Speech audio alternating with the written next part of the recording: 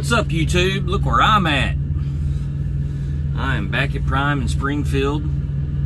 I actually got a load Saturday morning. No, Saturday afternoon. They should have sent it to me Saturday morning, but they screwed around. The appointment time was the pickup was 3 a.m. and they didn't send it to me until 1 in the afternoon. One reason, because they weekend dispatch apparently thought that I didn't have a trailer. I did have a trailer, and I mean, I don't know why they didn't ask or why they didn't look, you know, where I had last sent my pickup, trailer pickup macro. So, and then on the way there, stopped at a Blue Beacon to get a washout. They had one of the bays shut down, so it took 3 hours. 3 hours to get a washout. It was actually over 3 hours by the time I got out of there. That's one thing bad about Blue Beacon, is once you get in and people get in behind you, it's not like you can turn around and get out. It's one way in and one way out. But anyway, they sent me to Eastern Kentucky to pick up a load. I went and got it, and my dispatcher Friday, when I talked to him to let him know that I was about ready to come back, he said, "Hey, by the way, your truck's done." And I was like, "What, really?" And I said, "Nobody informed me." And he said, "Yep, it's been done since Tuesday." They routed me. The load was going to Utah, but I swung by here to pick it up. So that is where I'm at. And I drove the truck around last night and stuff, and didn't have any problems. No check engine lights come on. Everything seems to be working properly. I got moved out of the International back over into this truck. I'm just curious to see what kind of problems I have out of that, because it seems like they always want to charge you for something when you turn a truck in. So we'll see. We'll see how that goes. I'm sure that'll be a future video. They still didn't reimburse me $130 on this truck for some kind of, I don't know, hooked up to the computers to run a diagnostic, and they charged me $130 and they haven't reimbursed me yet. So I'm gonna have to call Success about that to try to get that reimbursed. Never did find anything out about my tire fund, of why it was negative 500. They never did get back with me on that, so that's something I still need to figure out. I don't know, maybe it had something to do with that truck, because when you get a temp truck like that, they switch you over, you know, and put your name attached to that truck. So maybe it had something to do with that. I don't really know. Now that I'm attached to this truck, it may change. We'll see, I guess. But I mean, yeah, I haven't seen any issues with this truck. But I will tell you this, I am super glad to be back in this truck. I miss this truck. I haven't had time to go through everything yet, and I still have to do a little bit of cleaning and organizing. Now I'm fixing to go to Walmart and stock my fridge and get ready for the road, because they actually have me down as 12 noon, and I've been putting stuff away and trying to get organized this morning. I was so tired last night, I didn't finish doing all that. So, but yeah, let me show you around. Of course, the top bunk is a little bit smaller. It's more narrow than the International, which doesn't bother me. I actually like that top bunk.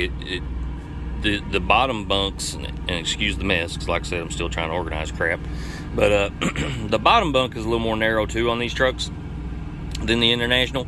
But one thing I don't like, these mattresses that they give you here at Prime are not very good. I've got a bad back, and they hurt my back sometimes, and that's one thing I do like about the top mattress being so thin. It's more firm, and it actually doesn't bother my back as bad. These mattresses here, they'll dip in the middle after a little while, and man, it really does a number on my back. But I mean, already you can see, to me, this truck compared to the International, if you go back and look at the International, look at this big box. And the International had that narrow cabinet that went all the way to the ceiling. Up here, you got a little tray. Also, you can see my wife's bag is right there. When she is up there sleeping, she can toss that bag right up there. It has plenty of room on both sides. That's one of the things I love, because the other one, you didn't really have room up here.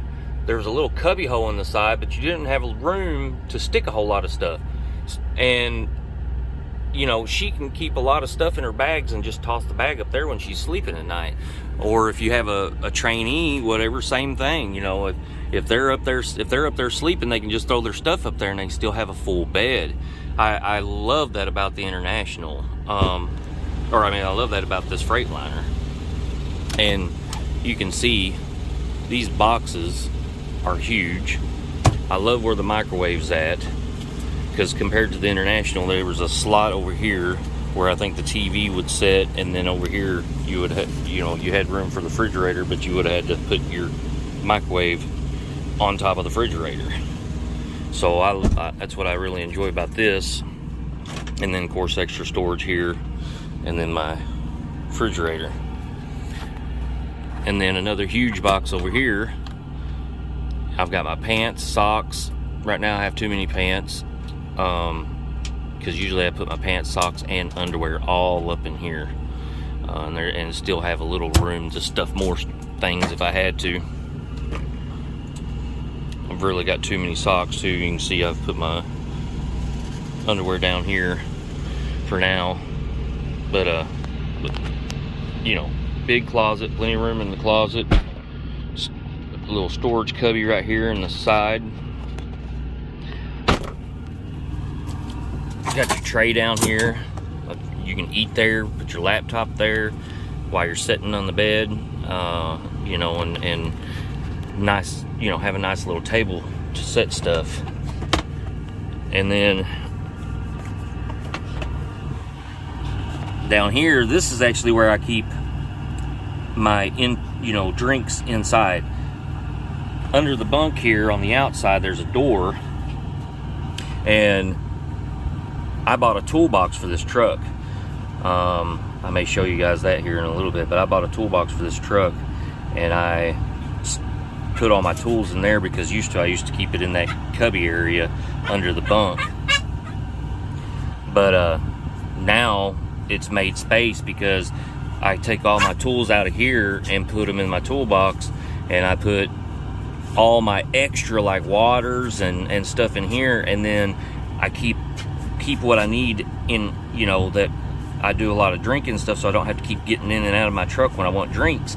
I keep them in here along with other stuff. I mean, you've got room back in here on each side of this duct. I do hate how they put this duct right here. It is kind of in the way, but it leaves room. You know, you can see a whole 6-pack of water or tea or whatever will fit right there, and you can actually fit about 3 or 4 of them from the back forward.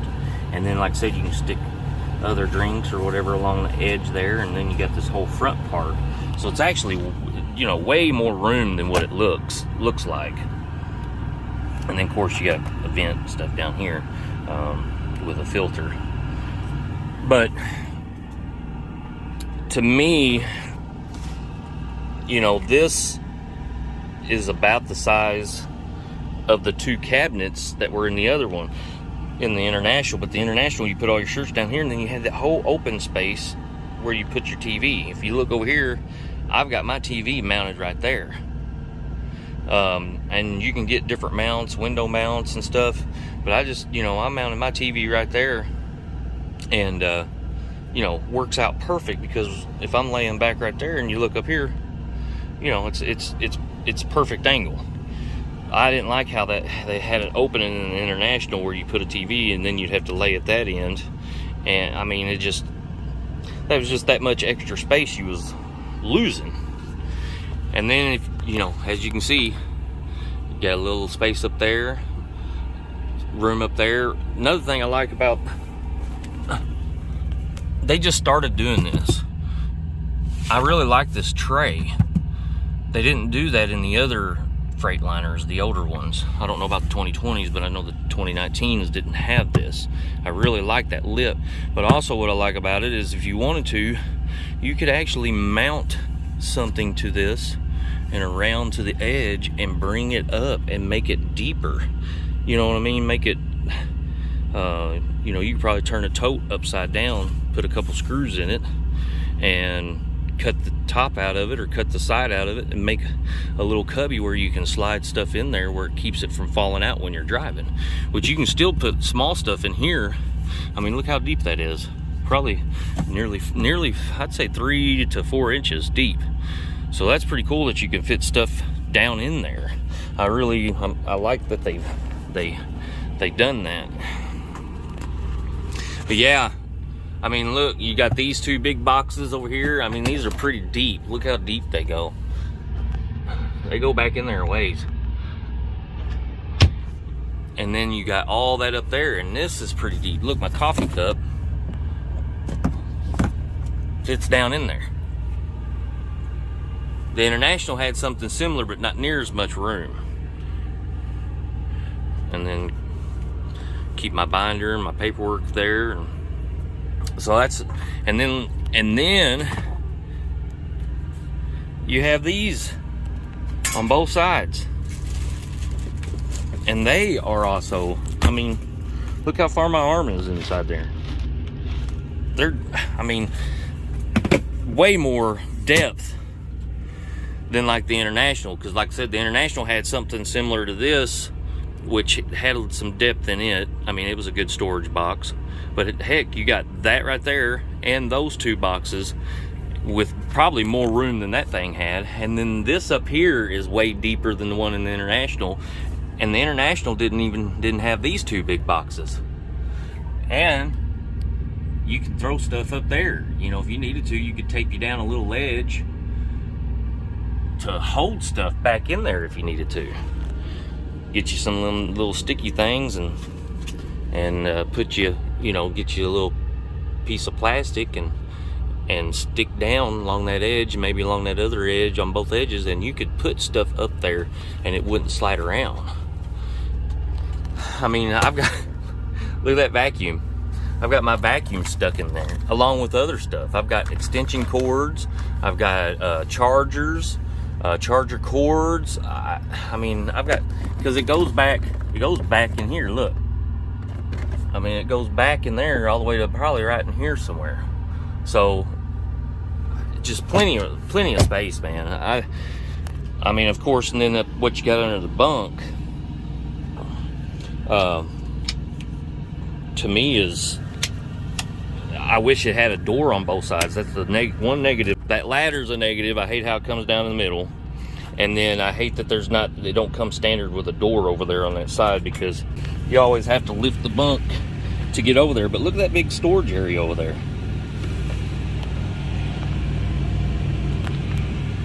Oh, by the way, check this thing out.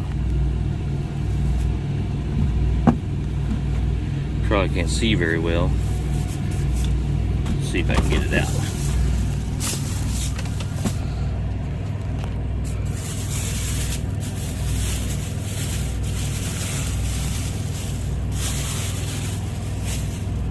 It looks like a trash can, but it is absolutely not a trash can.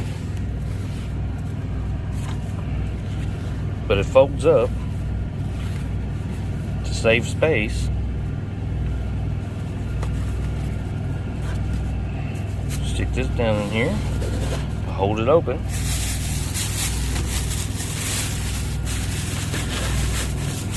Come with extra bags. Come with extra liners. Oh no, that's actually the carrying case, but it does have extra liners in there. I think they're probably in the carrying case. So put your liner in there.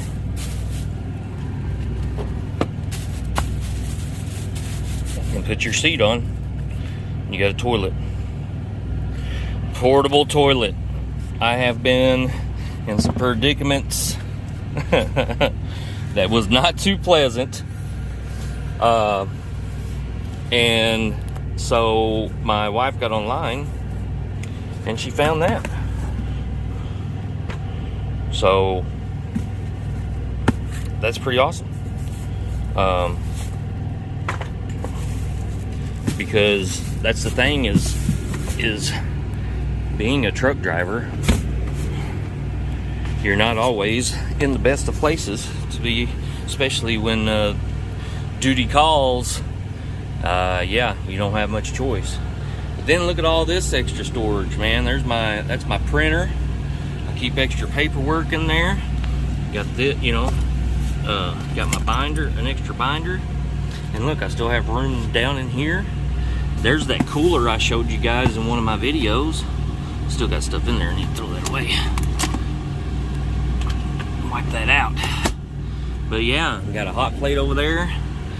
Got another bag right here. I mean, dude, this thing has, like I said, there's my drinks and stuff. But this thing has so much storage space. I just wish it had another door over there on that side, because it does have a door on the outside to get in under the bunk over here. The tool bags that I lost the keys to, and I still can't find the keys to.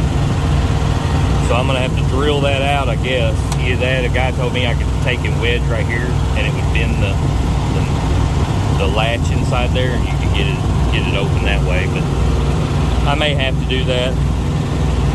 But yeah, man, it don't look like it's that big. But shoot, you ought to see the room inside that toolbox. I can fit all kinds of stuff in there. So yeah, I gotta get going. I gotta run up here, gotta stock this fridge, stock my cabinets with some food, and I will be hitting the road again. And I hope everything goes well. Hope this Freightliner holds together. All right, see y'all. All right, so made it here to the Loves, about 30 miles from where I'm gonna deliver. And so far, the truck's done pretty good for its first trip back on the road from being hit by lightning. So definitely haven't had any lights come on yet. I have noticed a few things. Well, one of them, I think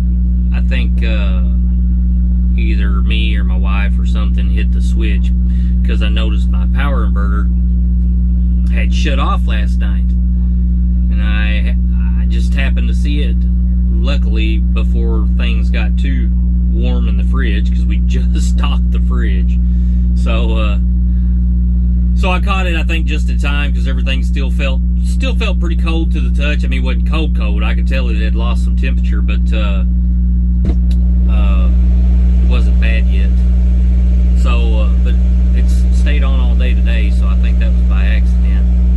And then the other thing I've noticed is my radio don't come on when I start the truck, and then it automatically goes off going down the road. Every so often you can turn it back on when you're going down the road, and then like an hour later or so it'll automatically shut off again. And like I said, it don't come on like it's supposed to when you actually turn the truck on, when you turn the key on. So I don't know what the deal is with that. Nothing major. I mean, that don't bother me, that's fine. I don't listen to the radio a whole lot anyway. And the other thing I noticed was the entry light on my door is broken. I don't know who exactly done it. If it happened to be done at Prime or what, but you can see the light still works, but that's not what it's supposed to look like. And you can see it's like I just happened to set it just right before, but it's supposed to have a clear lens across it that covers that whole thing, that snaps up inside of there, and it's gone. So somebody broke that and then didn't fix it. It's getting better fuel mileage too. That's a 9.1, not bad. Considering it was when I first picked it up, it was reading 4.3 miles per gallon. So that's went up to 9.1 since I left Springfield.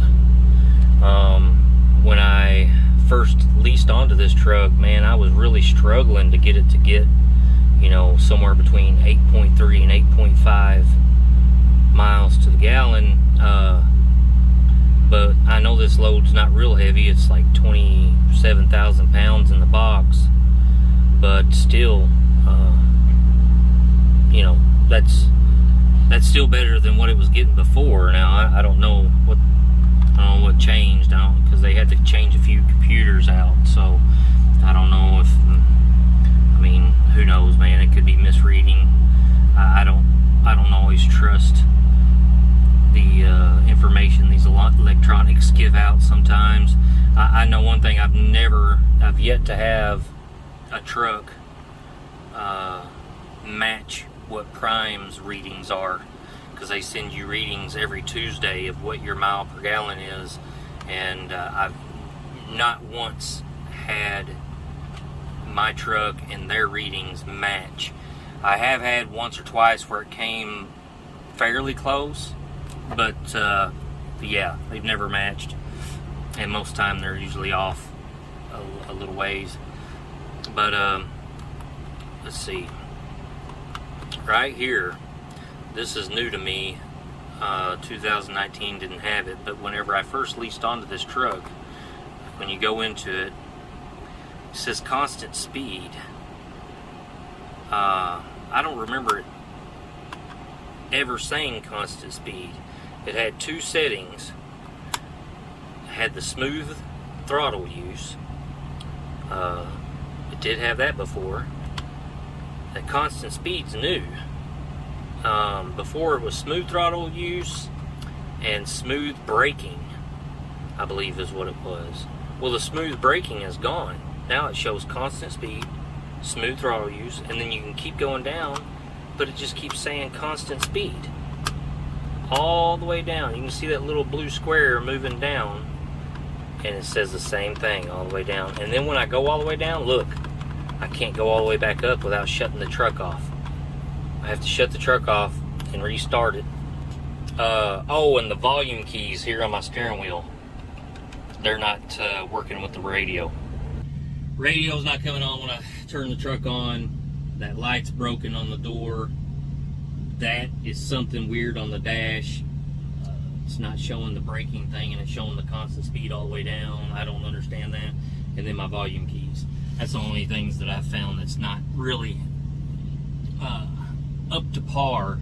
None of them serious. None of them I really care that much about. And I'm not, you know, I mean, I'm definitely going to tell the lease company, tell Success Leasing about it, because if they get it and they go through it and they see that, then they may want to try to charge me some bullcrap fee, or try to say, you know, fix it and then charge it to me. So I definitely am going to call them tomorrow, well, sometime this week anyway, and let them know about that. If you're going into leasing, it's something you got to make sure you do. Is anytime, like even when you go through your inspection, when you first sign on your lease, you have to inspect the entire truck yourself. If you miss something and then a day or two later you find it and you're like, oh, well, you know, this doesn't seem right, make sure you let the lease company know. They may ask for pictures or whatever, but make sure that you let them know, because if you don't, and when you turn that truck in, if they find it, they might try to charge you for it. As far as everything else, it's all good. It's pulling good, driving good. Like I said, it seems to be getting better fuel mileage. I don't know what that's about, but yeah, done good first trip out. I'll deliver first thing in the morning. My appointment's at 6 a.m. and so I'll deliver first thing in the morning and hopefully jump on another load. But we're gonna go in and get a shower. I have to trim this beard. Look at it, man. I'm looking shaggy, looking rough, and look at all that gray hair, man. Whew, it's beautiful. So, and I may cut this mop on my head too. It's getting long. The hair on my head's getting long too. I brought some clippers just in case I didn't have a chance to go get a haircut, and of course I didn't. So I may do that while I'm in here, get cleaned up. Got my road dog back on the truck with me. Tell him, girl. Tell him. Speak. Speak. Tell him. I'll catch y'all in the next vid.